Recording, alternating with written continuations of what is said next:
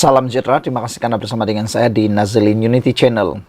Akhirnya, hari demi hari, Parti Perikatan Nasional khususnya Bersatu menerima berita yang paling mengejutkan dan sedih.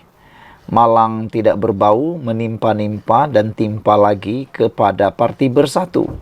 Mungkinkah ini ialah balasannya terhadap tindakan Parti Bersatu yang telah mengkhianati Pakatan Harapan, dan adakah ini ialah balasan balik kepada tindakan para pengkhianat yang telah pun menyebabkan ketidakstabilan politik dalam langkah Sheraton dahulu. Hari ini sekali lagi Parti Bersatu khususnya presidennya Muhyiddin Yassin menerima satu lagi tamparan yang luar biasa. Tamparan padu maut, sehingga mereka mungkin akan lebih lagi terpuruk. Apabila Speaker Dewan Rakyat kata 6 ahli parlimen Bersatu yang sokong Anwar masih kekal wakil rakyat. Jadi dengan ini maka 6 ahli parlimen Bersatu yang sokong Anwar itu belum ada apa-apa tindakan yang boleh dikenakan terhadap mereka. Dewan Rakyat masih belum menerima sebarang notis daripada Bersatu berhubung status keahlian 6 ahli parlimen parti itu yang menyokong Perdana Menteri Datuk Seri Anwar Ibrahim. Susulan pindaan perlembagaan parti itu yang diluluskan baru-baru ini. Yang di-Pertua Dewan Rakyat Tan Sri Dr. Jahri Abdul berkata, sehubungan itu kedudukan 6 wakil rakyat berkenan masih kekal sebagai ahli parlimen. Selagi ia tidak melibatkan parlimen, saya tidak akan terlibat dan ambil pusing. Sebab itu isu politik, isu pentadbiran jabatan pendaftaran pertubuhan ROS. Hinggalah mereka selesai masalah mereka dan akhirnya datang kepada saya untuk meminta pandangan atau keputusan. Waktu itu saya akan buat, kata beliau. Sekarang ini tidak ada apa-apa berlaku lagi. Notis apapun tak terima. Satu surat dan email pun tak ada. Saya anggap tak ada apa-apa yang berlaku selagi benda itu tak datang ke meja saya. Itu hak mereka, kata beliau. Beliau berkata demikian kepada pemberita selepas menerima kunjungan hormat daripada House Committee of the Legislative Council of the Hong Kong Special Administration Region di bangunan Parlimen hari ini. Pada 2 April lepas, media melaporkan ROS telah meluluskan permohonan pindaan perlembagaan Bersatu yang membolehkan parti itu menggugurkan keahlian mereka yang seterusnya mengosongkan kerusi 6 ahli parlimen yang bertindak memberi sokongan kepada pihak lawan. 6 ahli parlimen berkenan ialah Datuk Syed Abu Hussein Hafiz Syed Abu Fasal Bukit Gantang, Datuk Zulkaperi Hanapi daripada Tanjung Karang, Zahari Kecik Jeli, Muhammad Azizi Abu Naim Gua Musang, Datuk Iskandar Zulkarnain Abdul Khalid Kuala Kangsar, Datuk Suhaili Abdul Rahman Labuan, dan seorang adun Selat Kelang Datuk Abdul Rashid Asyari. Johari berkata beliau juga tidak akan campur tangan isu berkaitan parti politik berkenaan.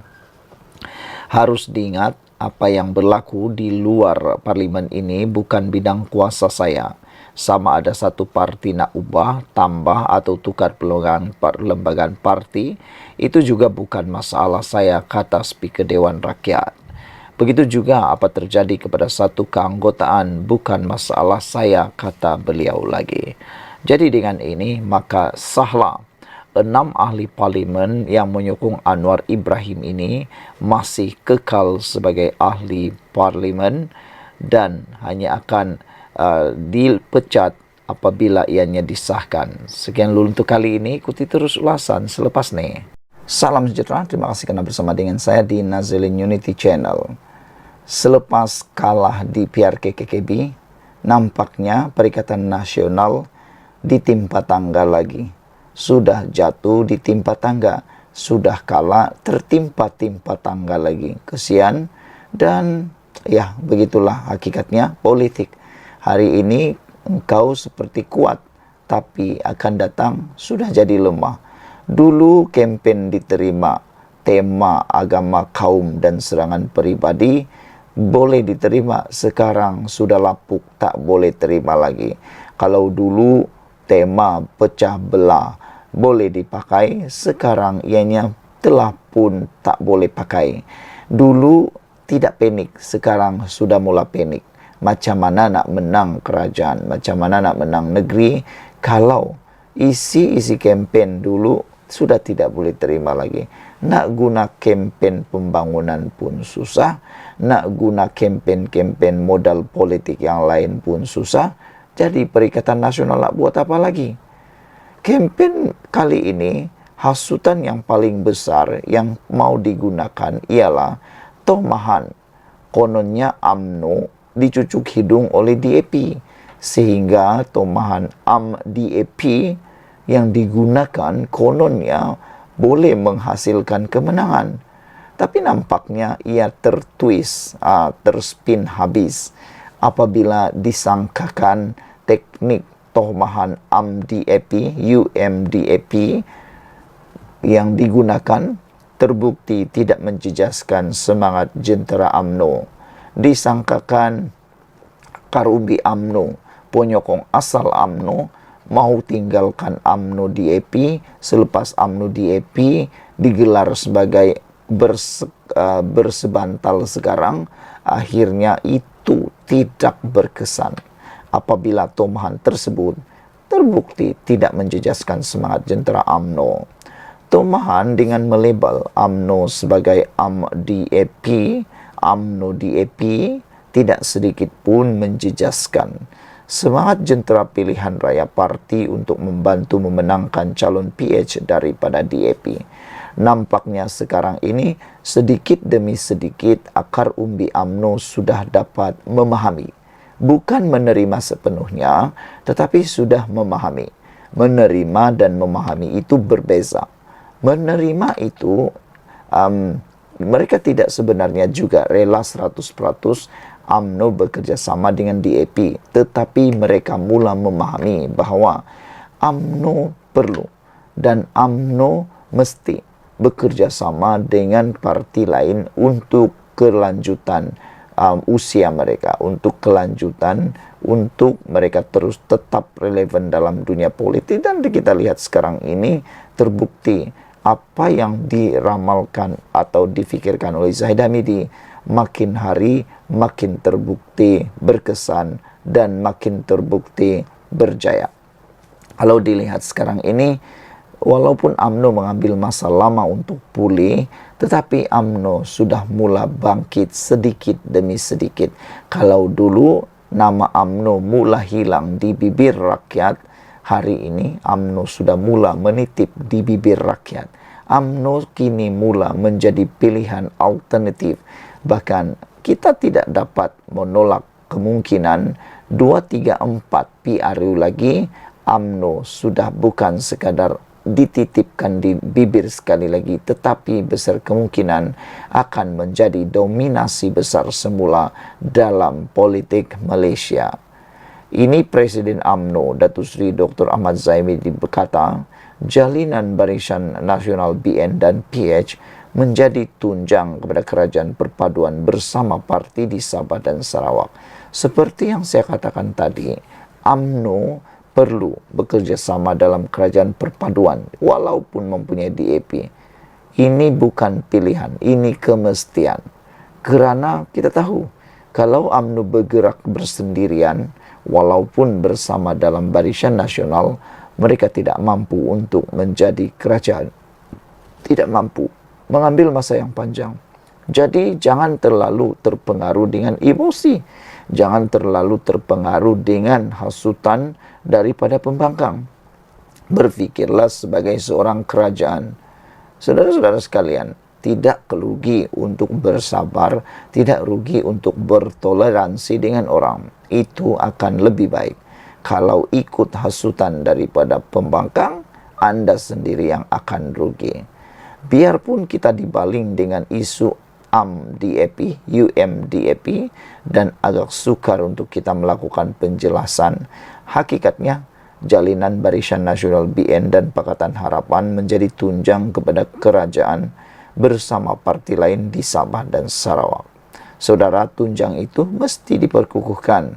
Saya sudah nyatakan bahwa kepimpinan DAP banyak membantu calon BN dalam beberapa pilihan raya kecil baru-baru ini. Jadi saudara, sangatlah baik apabila Zahid pernah kata, apabila bersahabat, bersahabatlah sebaik-baiknya. Apabila bersahabat, setialah dengan sahabat itu, kata beliau, yang seakan-akan juga menyindir PAS.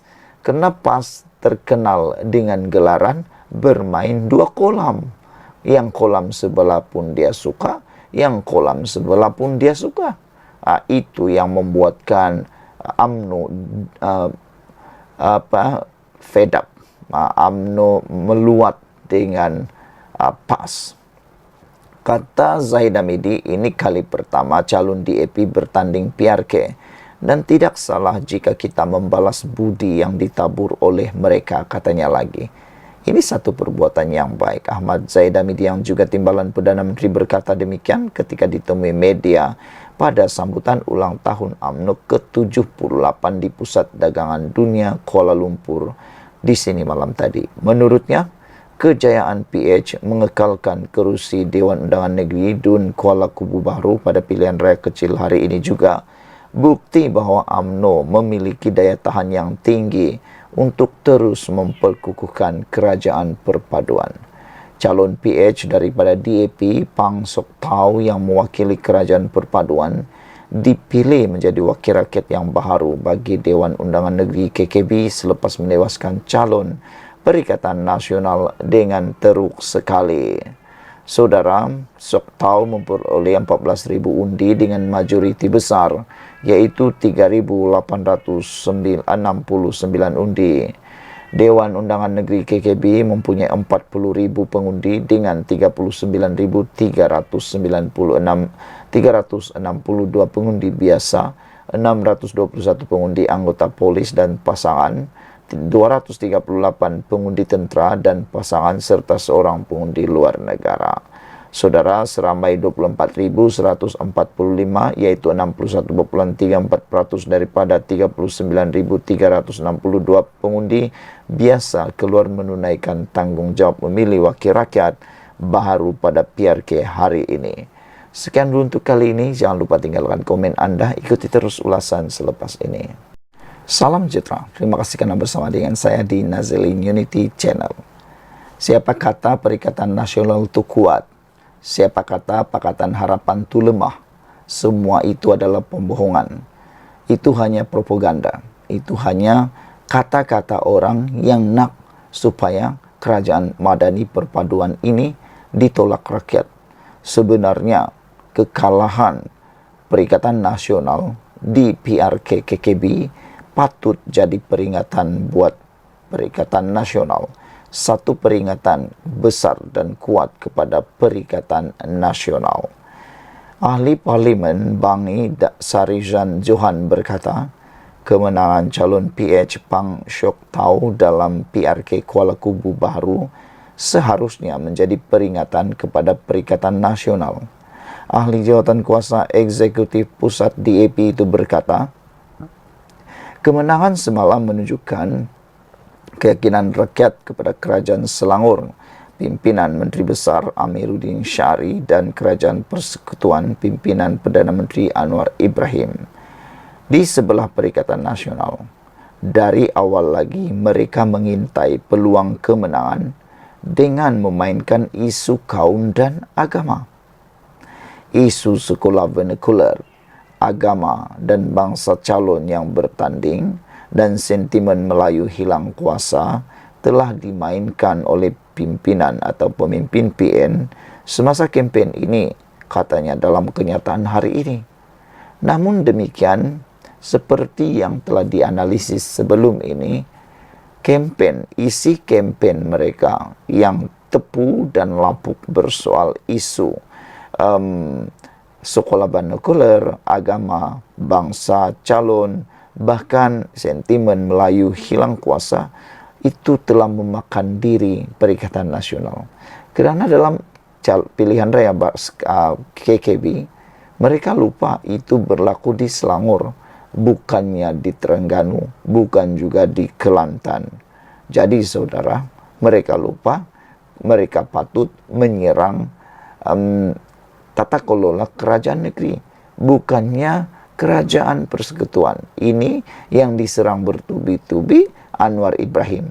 Padahal Anwar Ibrahim ialah Perdana Menteri, bukan Menteri Besar Selangor. Jadi itu kesilapan besar Perikatan Nasional. Semalam PAN menang PRK Kuala Kubu Baru selepas meraih 14.000 undi dengan majoriti 3.869 undi. Saudara-saudara sekalian, mengulas lanjut lagi, Sarizan berkata, kemenangan PAN menunjukkan politik berteraskan perpaduan dan kebersamaan adalah formula terbaik untuk Selangor dan juga Malaysia. Katanya lagi, kekalahan PN pula membuktikan kempen menggunakan isu kaum dan agama gagal meraih sokongan pengundi di Dewan Undangan Negeri itu. Bahkan kita ramalkan pada pilihan raya akan datang, tiada satu pun yang akan termakan lagi dengan kempen menggunakan isu kaum dan agama. Itu adalah kempen yang sudah lapuk, yang tidak akan diterima pakai lagi, yang tidak akan meraih undi lagi, tidak akan berpengaruh menarik pengaruh pengundi. Kekalahan ini seharusnya menjadi wake up call kepada PN untuk meninggalkan politik pecah belah dan toksik yang sering kali digunakan. Jelas, politik seperti ini membawa pulangan yang kian berkurangan dan tidak mampu untuk menawan negeri seperti Selangor maupun Malaysia. Oleh itu, PN diseru untuk bermuhasabah dan menerima hakikat bahawa Malaysia adalah negara pelbagai kaum dan agama, dan hanya politik kesederhanaan dan perpaduan boleh merangkul sokongan daripada segenap lapisan masyarakat, katanya lagi. Sekian dulu untuk kali ini. Jangan lupa tinggalkan komen anda, tekan butang subscribe, dan kita jumpa lagi. Bye-bye.